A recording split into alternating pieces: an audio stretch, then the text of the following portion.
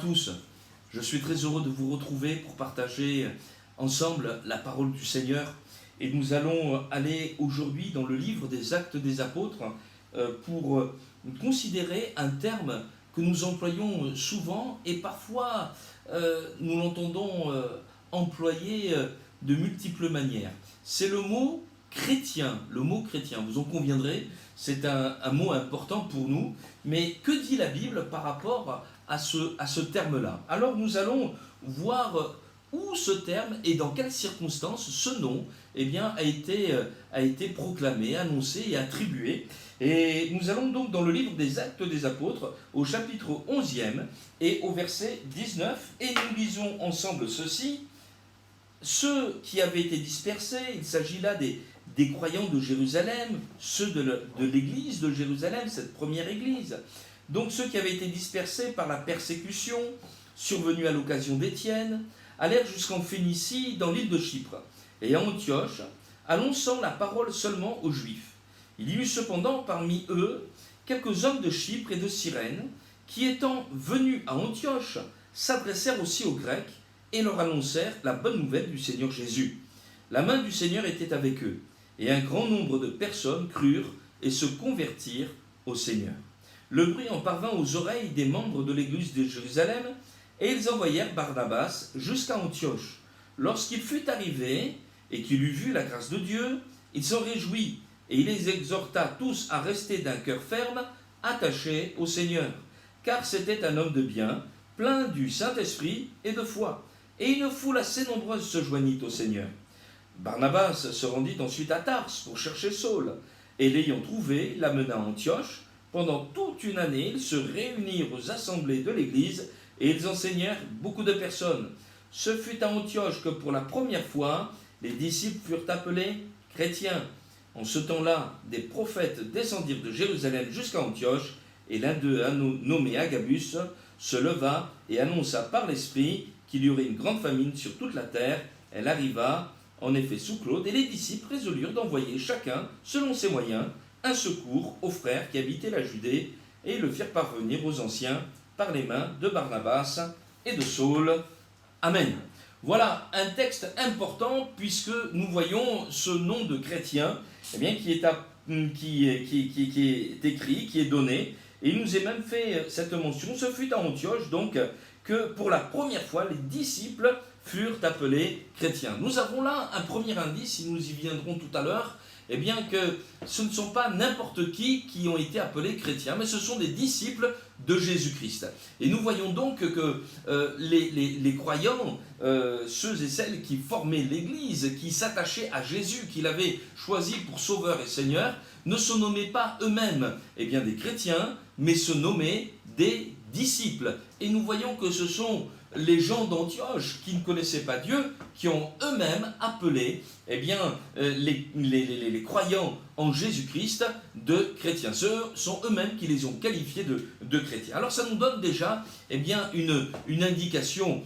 Un chrétien, c'est un disciple de Jésus-Christ. Nous y reviendrons dans quelques instants. En tout cas, nous allons voir que les chrétiens, ceux et celles qui sont qualifiés de tels, étaient des hommes qui avaient entendu l'évangile prêché. Il nous est dit également que la main du Seigneur était sur eux. Il nous est dit également qu'ils étaient attachés au Seigneur Jésus-Christ. Et puis finalement, nous l'avons vu, ils étaient des disciples, c'est-à-dire non pas seulement des gens qui entendent, mais qui vivent la parole de Dieu jusqu'à même soutenir ceux et celles qui sont dans l'affliction, et nous l'avons vu en lisant ce texte. Alors simplement, avant qu'on commence, peut-être quelqu'un qui écoute ce message tout simplement, cette vidéo tout simplement, et qui peut-être se dit, est-ce que je suis chrétien ou est-ce que je ne suis pas chrétien? Vérifie si tu as déjà entendu l'évangile. Vérifie si déjà la main du Seigneur a été sur toi. Vérifie si tu es attaché à Jésus. Et si tu es vraiment un disciple, alors oui, tu peux être appelé un chrétien si ces choses sont en toi. Cependant, nous allons détailler ces choses. Tout d'abord, il nous est dit qu'ils étaient attachés à la parole de Dieu. En effet, il nous est bien signifié ici que les croyants de Jérusalem avait prêché l'évangile à Antioche et dans l'île de Chypre. Il faut se souvenir d'une chose, c'est que l'Église a un mandat. Jésus, le Fils de Dieu, celui qui bâtit l'Église, celui qui est venu nous sauver, eh bien, a laissé à l'Église, aux croyants que nous sommes, un mandat, celui de faire connaître au monde eh bien, qu'il est le Sauveur, qu'il est le Fils de Dieu, et que tous les hommes peuvent être libérés, sauvés de leurs péchés. Et voici ce qui nous est dit dans Matthieu 28, au verset 18. Jésus s'étant approché, leur parla ainsi: « Tout pouvoir m'a été donné dans le ciel et sur la terre.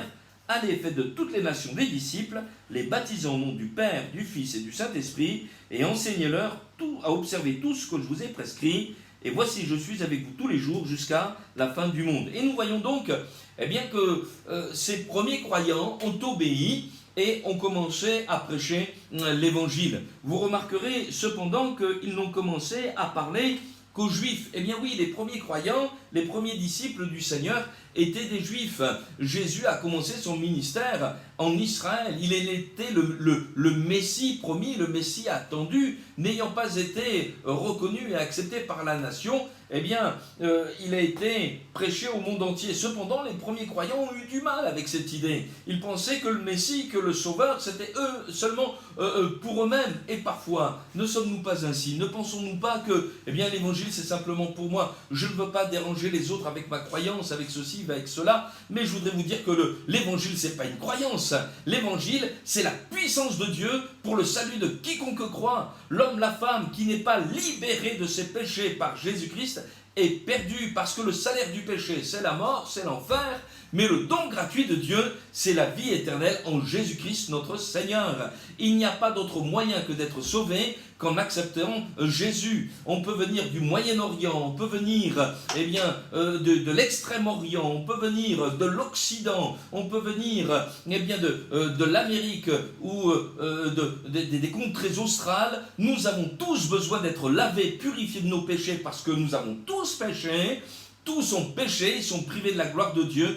Mais nous pouvons tous être gratuitement sauvés, justifiés eh bien, par Jésus. Un seul est mort pour nos péchés, un seul a fait l'expiation de nos péchés, c'est Jésus-Christ qui a donné sa vie pour nous à la croix du Calvaire. Père, pardonne-leur, car ils ne savent pas ce qu'ils font. Ce sont les mots du Seigneur à la croix. Il expie nos fautes, il nous pardonne, et tout homme a le droit et a le besoin d'entendre eh bien, cette bonne nouvelle. Et si vous n'aviez pas eu encore la joie eh bien, d'entendre cette bonne nouvelle, je me fais un honneur de vous la proclamer, de vous l'annoncer. Dieu vous aime, il veut vous sauver, vous avez de la place dans le cœur de Dieu. Il a donné son Fils unique afin que vous ne périssiez pas, mais que vous ayez la vie éternelle. Amen. Et ce message a été prêché. Il a été prêché dans la dispersion, il a été prêché dans la persécution. Parce que voyez-vous, ceux et celles qui marchent avec le Seigneur rencontrent des oppositions. La Bible nous dit que tous ceux qui veulent vivre pieusement en Jésus-Christ seront persécutés. Étienne, dont il est fait question, était un chrétien formidable, admirable, faisant du bien. Eh bien, il a été mis à mort parce qu'on ne tolérait pas qu'il puisse prononcer le mot de Jésus. On ne voulait pas qu'il prêche l'évangile. Et peut-être certains sont confrontés à cette opposition. Mais je voudrais vous dire ceci. Prenez courage. Dieu est avec vous dès maintenant et jusqu'à la fin du monde. Et ce message, nous avons tous besoin de l'entendre. Vous allez me dire ceci, mais pourquoi est-ce que j'ai besoin de l'entendre? Pourquoi est-ce que vous êtes aussi affirmatif? Bien, tout d'abord, je suis affirmatif parce que Jésus a d'abord transformé ma vie.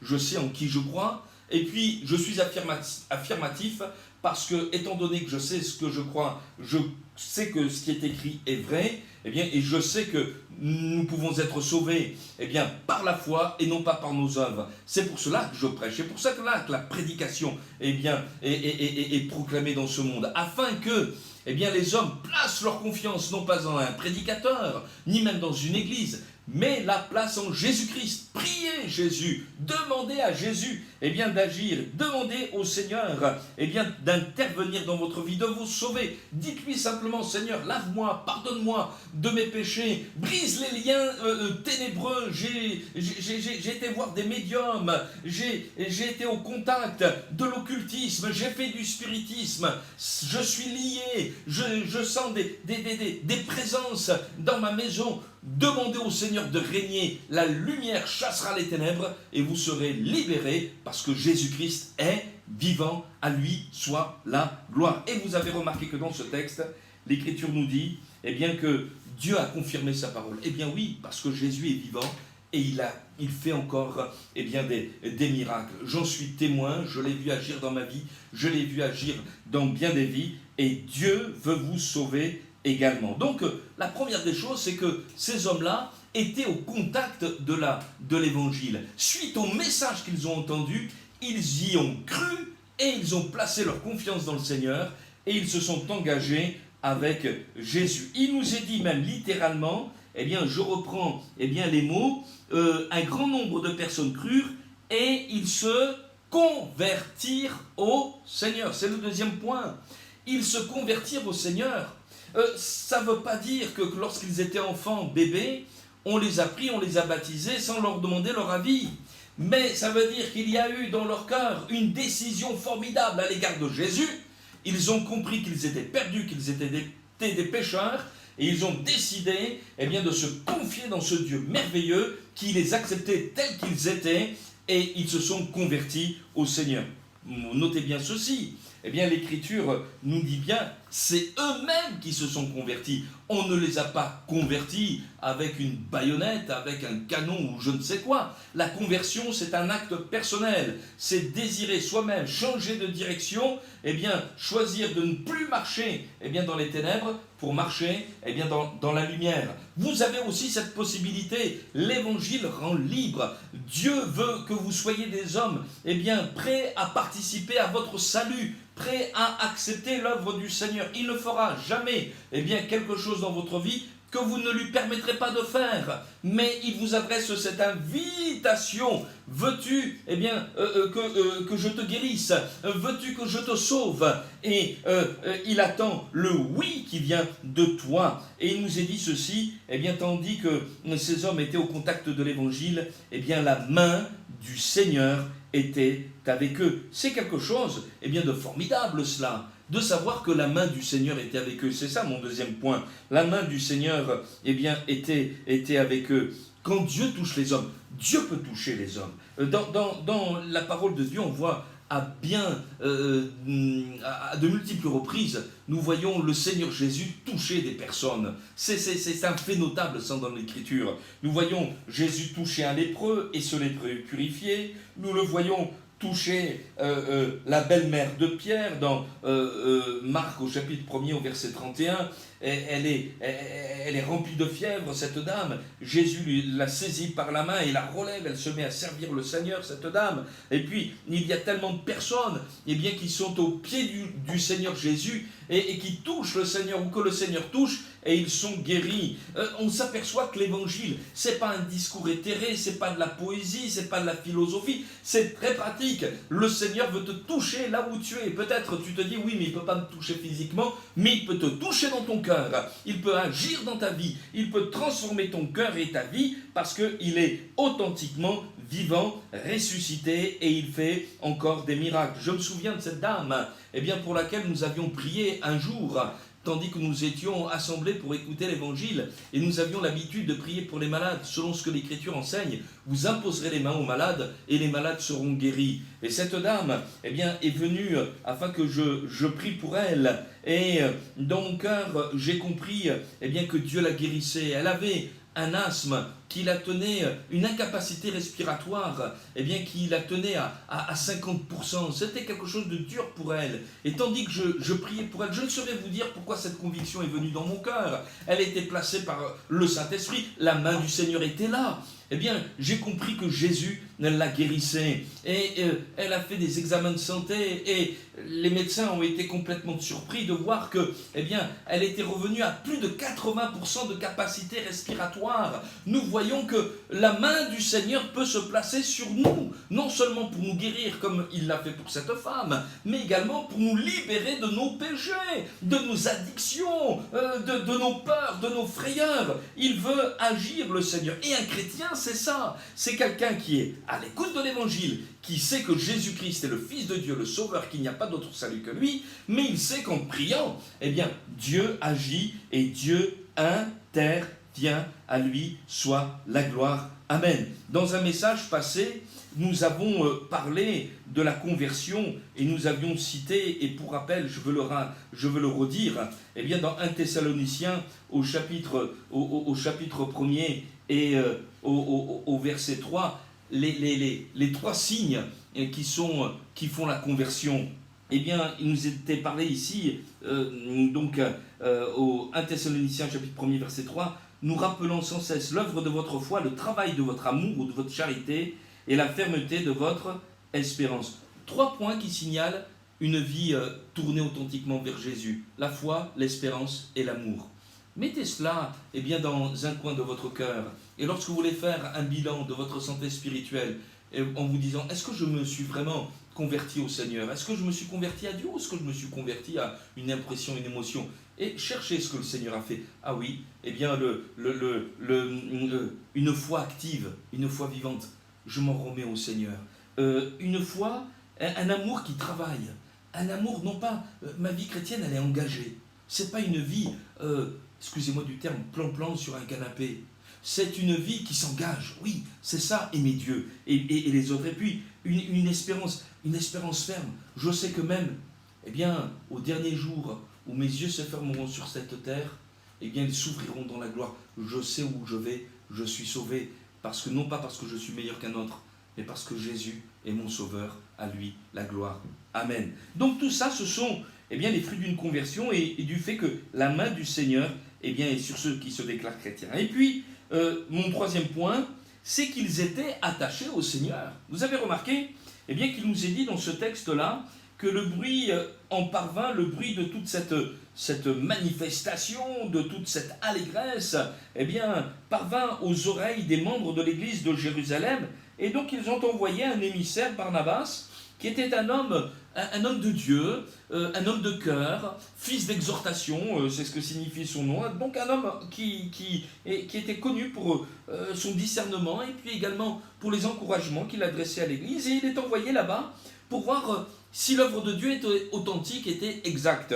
Et c'est vrai qu'il ne faut pas simplement se fier au bruit. Il y avait du bruit, mais les membres de l'église de Jérusalem ne voulaient pas se fier simplement à un bruit. Ils voulaient constater si c'était une œuvre authentiquement de Dieu. Et nous aussi, nous devrions faire de même. Chaque fois qu'il y a un bruit qui traîne par-ci, par-là, que nous puissions considérer par nous-mêmes, non pas simplement nous appuyer sur des rumeurs, sur des news, parce que les news, bien souvent, deviennent des fake news, mais nous avons besoin de considérer par nous-mêmes ce que l'on nous dit et au travers du filtre de la parole de Dieu. Dans la Bible, il nous est parlé, dans le livre des Actes des Apôtres, au chapitre 17, de certains croyants qu'on appelle les chrétiens de Bérée. Les chrétiens de Bérée, dans Actes, au chapitre 17 et au verset 11, il nous est dit « Ils reçurent la parole avec beaucoup d'empressement, et ils examinaient chaque jour les Écritures pour voir si ce qu'on leur disait était exact. »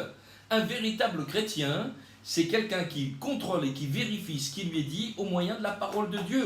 Il ne se laisse pas endormir parce qu'on lui a dit 2 ou 3 fois « Jésus, notre Père », etc. Non, il vérifie si ce qu'on dit est exact. Et ici, c'est ce qui s'est passé avec Barnabas. Et l'Écriture nous dit « Lorsqu'il eut vu la grâce de Dieu, il s'en réjouit. » Eh bien oui, voilà, lorsqu'on voit la grâce de Dieu, lorsqu'on voit que le Seigneur est là, lorsqu'on voit des gens qui sont attachés à Dieu, ça fait du bien, ça réjouit le cœur. Et c'est ce qui se passe pour cet homme Barnabas, dont il est dit qu'il était un homme de bien, plein du Saint-Esprit et de foi. C'est-à-dire donc c'est un homme qui a jugé, non pas sur l'apparence, mais avec le discernement que le Saint-Esprit lui a donné, parce que lui aussi venait de Jérusalem, lui aussi c'était un juif, et lui aussi aurait pu être surpris de voir, je vois des Grecs, je vois des non-juifs, des Africains, je vois des Asiatiques, je vois toutes sortes de peuples qui sont là, dans ce port d'Antioche, qui était très passant, en train de louer le Seigneur, en train de dire que Jésus est leur sauveur. Ça aurait pu le heurter, mais il n'a pas regardé à l'apparence, il n'a pas regardé à la couleur de la peau, il a regardé à ce que Dieu avait fait, et qu'est-ce qu'il a considéré? Il a considéré la grâce de Dieu. Alléluia! Là où le péché a abondé, la grâce de Dieu a surabondé. Qu'est-ce que c'est la grâce de Dieu? Allez, nous allons lire dans 1 Corinthiens au chapitre 6e ce que la grâce de Dieu est capable d'accomplir. Et là aussi, eh bien, voici ce que l'apôtre Paul dira concernant les chrétiens de l'église de Corinthe, donc un autre port, une autre ville, en Grèce cette fois-ci, et il dira ceci au chapitre 6 et au verset 9, « Ne savez-vous pas que les injustes n'hériteront point le royaume de Dieu ? Ne vous y trompez pas, ni les impudiques, ni les idolâtres, ni les adultères, ni les efféminés, ni les infâmes, ni les voleurs, ni les cupides, ni les ivrognes, ni les outrageux, ni les ravisseurs n'hériteront le royaume de Dieu. Et c'est là ce que vous étiez quelques-uns de vous. » Donc parmi toute cette liste, dans toute cette liste qui est proclamée, eh bien, il y a des chrétiens de Corinthe eh bien, qui ont pu dire, moi j'étais comme ça, moi j'étais un adultère, moi j'étais un impudique, moi j'étais un homosexuel, moi j'étais quelqu'un de cupide. Et il nous est dit ici, et c'est là ce que vous étiez, quelques-uns de vous. Mais vous avez été lavés, mais vous avez été sanctifiés, mais vous avez été justifiés au nom du Seigneur Jésus-Christ et par l'Esprit de notre Dieu. Amen. Et nous comprenons donc bien ici eh bien, que ces hommes avaient été changés eh bien, dans leur vie. Ils n'avaient pas adopté une morale, on ne leur avait pas fait la morale, mais il y a eu une régénération, une transformation complète et totale eh bien, de leur vie eh bien, par le nom de Jésus-Christ. Et c'était des hommes qui étaient attachés au Seigneur. Barnabas veut leur dire, mais c'est bien, mais restez eh bien, d'un cœur ferme, attaché au Seigneur. Et c'est ça, un véritable chrétien. C'est pas simplement quelqu'un qui a vécu un jour dans une réunion, eh bien, un moment magnifique où, transporté par des chants, il s'est mis à pleurer. Non, c'est pas ça. Et c'est pas simplement celui qui a été enthousiasmé par une prédication et qu'une fois le message terminé, il retourne à sa vie ancienne et passée. Non, c'est pas ça. C'est quelqu'un qui continue à marcher avec le Seigneur. C'est quelqu'un dont la vie a été complètement changée, transformée.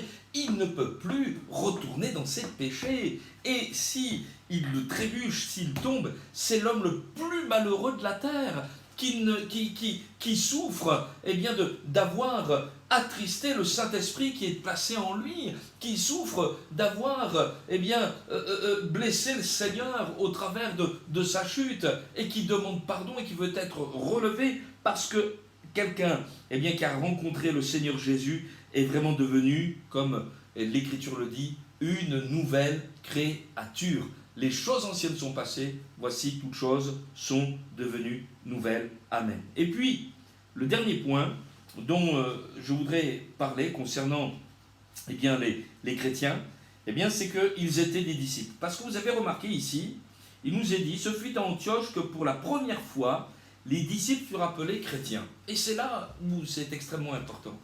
Beaucoup de gens aujourd'hui nous disent « je suis chrétien, je suis chrétien, je suis chrétien », mais combien d'entre eux sont des disciples? Je note ici qu'à l'époque eh bien, où ces choses ont été écrites, les gens ne disaient pas qu'ils étaient des chrétiens, mais ils disaient qu'ils étaient des disciples. Plaise au Seigneur que nous puissions dire davantage et que cela corresponde à une réalité. Je suis un disciple de Jésus-Christ et qu'on laisse les autres eh bien, dire « Ah oui, mais alors c'est un chrétien. Lui, c'est un chrétien. » Vous avez compris? C'est par le témoignage de disciples, c'est-à-dire de personnes qui ont une discipline de vie par rapport à l'enseignement de Jésus, que le monde d'Antioche a pu dire « ce sont des chrétiens ». Et si, au travers de notre comportement, au travers de notre prédication, au travers de nos actions, nous laissions le monde dire lui-même de nous, ce sont des chrétiens. Je ne voudrais pas être négatif, mais parfois certains comportements eh bien, ont pu générer des vexations et parfois des contre-témoignages. Vous savez, je suis au contact parfois de personnes qui voudraient bien se tourner vers Dieu, mais il y a eu dans leur cœur, dans leur vie, des outrages qui ont été commis. Et au travers de personnes qui se sont dit eh bien, chrétiennes, religieuses, allant eh bien, le plus souvent possible à des cérémonies religieuses. Ils avaient eh bien, toute l'apparence eh bien, de la piété, mais ils en rejetaient ce qu'ils en faisaient la force. Et nous savons que notre pays de France a été marqué par cela. Et plusieurs, parce qu'ils ont été salis, trahis, dégoûtés par la religion, eh bien, confondent Dieu et la religion et rejettent eh bien, le Seigneur et le salut pour leur propre perdition, hélas. Alors que nous puissions être de celles et ceux qui relèvent le défi pour dire, eh bien, non, moi je veux être un disciple. Un disciple, c'est quelqu'un qui se charge de la croix, qui ne cherche pas son intérêt, mais qui cherche l'intérêt de Jésus-Christ.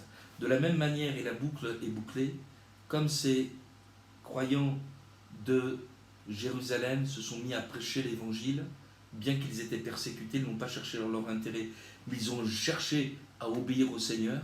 Et bien de la même manière, nous aussi, nous ne voulons pas chercher notre intérêt, notre contentement même, eh bien dans ces temps de pandémie, mais nous voulons dire, eh bien, nous voulons être des disciples de Jésus-Christ. Nous ne voulons pas simplement le dire, mais nous voulons eh bien, le vivre. Et nous avons remarqué dans ce texte-là qu'à cette même période, une famine est apparue, un prophète. Il y a des prophètes dans la Bible et dans le Nouveau Testament, et Agabus fait partie de l'un d'eux. Un homme qui a annoncé par l'Esprit qu'il y aurait une grande famine sur toute la terre. Et ici, nous avons vu eh bien, les chrétiens se soutenir les uns les autres. Et il nous est dit bien ceci, les disciples résolurent d'envoyer selon ses moyens un secours aux frères qui habitaient la Judée. Je ne sais pas si nous serons frappés d'une famine. Je sais en revanche que nous sommes frappés eh bien, de cette pandémie qui touche eh bien, le monde entier. Puisse-t-il que nous puissions être des hommes remplis du Saint-Esprit, remplis de l'amour de Dieu, pour nous soutenir dans ces moments difficiles, nous soutenir les uns les autres. Voilà, gloire soit rendue au Seigneur, afin que personne eh bien, ne défaille, afin que chacun reste fidèle et persévère jusqu'au bout avec le Seigneur. Parce qu'un disciple, c'est quelqu'un qui va jusqu'au bout, eh bien, qui veut marcher avec le Seigneur et qui veut entrer dans le ciel de gloire. Donc, voilà, 4 caractéristiques, tout simplement, eh bien, d'hommes qui étaient attachés au Seigneur et qui étaient des disciples eh bien, de Jésus-Christ, des chrétiens, pardon, les premiers chrétiens. Ils avaient entendu l'évangile, la main du Seigneur était sur eux, ils étaient attachés au Seigneur, ils étaient des disciples. Que Dieu vous bénisse et que Dieu nous aide ensemble à être de ces hommes, de ces femmes qu'on pourra dire ce sont des chrétiens. Que Dieu vous bénisse et à très bientôt.